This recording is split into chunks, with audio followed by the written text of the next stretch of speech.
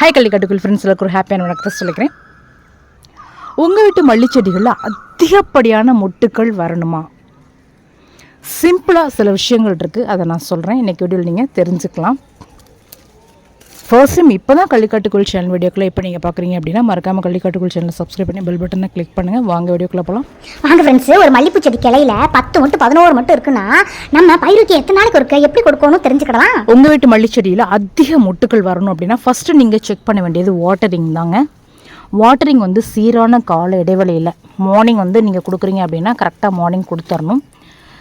இந்த பார்த்தீங்களா, இந்த மண்ணை வந்துட்டு நீங்கள் காய விடக்கூடாது, நல்ல ஈரப்பதமிக்கதாக இருக்கணும்.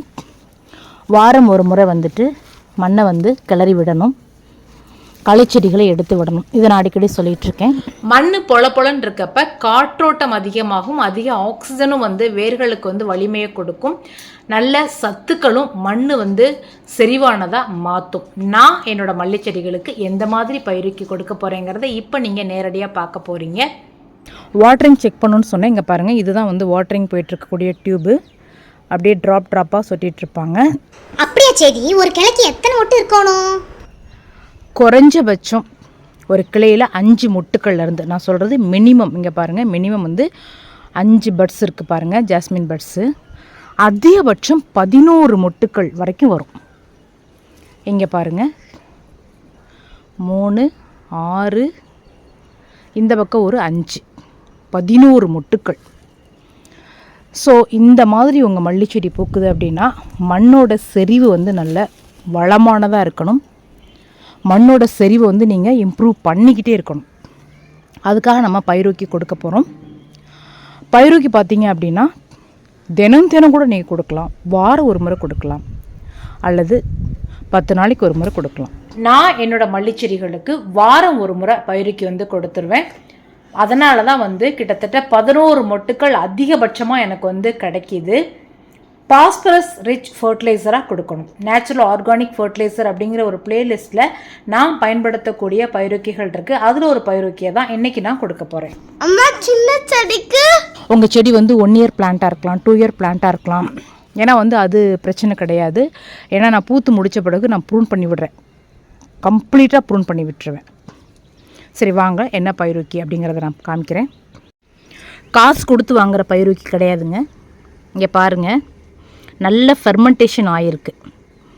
நான் என்ன பண்ணுவேன் அப்படின்னா, கிச்சனில் கிடைக்கக்கூடிய அரிசி கழனி, புளிச்ச மோர், காய்கறி அந்த வேஸ்ட், சமையலுக்கு பயன்படுத்தின காய்கறியை அந்த காம்பெல்லாம் கட் பண்ணணும் இல்லைங்களா, அதெல்லாம் அந்த அரிசி கழனிலே போட்டுருவேன். நல்ல ஃபெர்மெண்டேஷன் ஆயிரும்.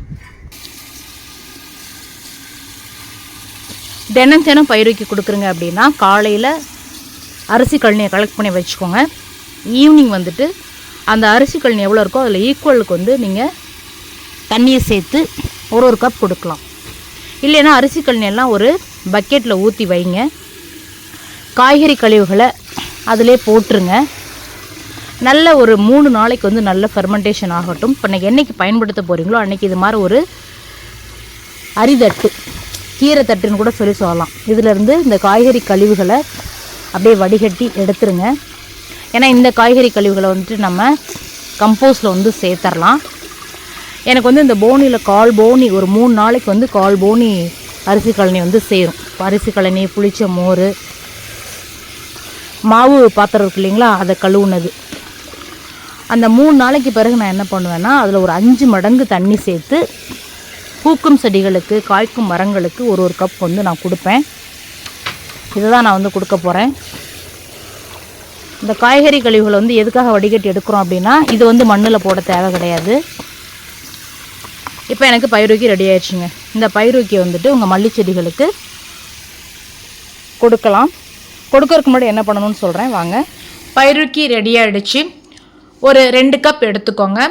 சின்ன க்ரோ பேக் அப்படின்னா 1 கப் வந்து போதுமானது. மண்ணை கிளறி விட்டுட்டு நீங்கள் மண்ணுக்கு கொடுத்துட்டு வாங்க. வாரம் ஒரு முறை நான் என்னோடய மல்லிச்செடிகளுக்கு இந்த பயிரூக்கி தாங்க கொடுக்குறேன். அதனால தான் வந்துட்டு மல்லிச்செடிகள் இந்த அளவுக்கு அதிகமாக எனக்கு மொட்டுக்களை கொடுக்குது. 5 மொட்டுக்கள்லேருந்து 11 மொட்டுக்கள் வரைக்கும் எனக்கு கிடைக்குதுன்னா நான் இந்த மாதிரி பயிரூக்கி கொடுக்கறனால தான் என்னோடய மல்லிச்செடி ஆரோக்கியமாக அதிகமாக பூக்குது. வீடியோ பிடிச்சிருக்குன்னா லைக் கொடுங்க. தொடர் வீடியோக்களுக்கு பெல் பக்கத்து கிளிக் பண்ணுங்க.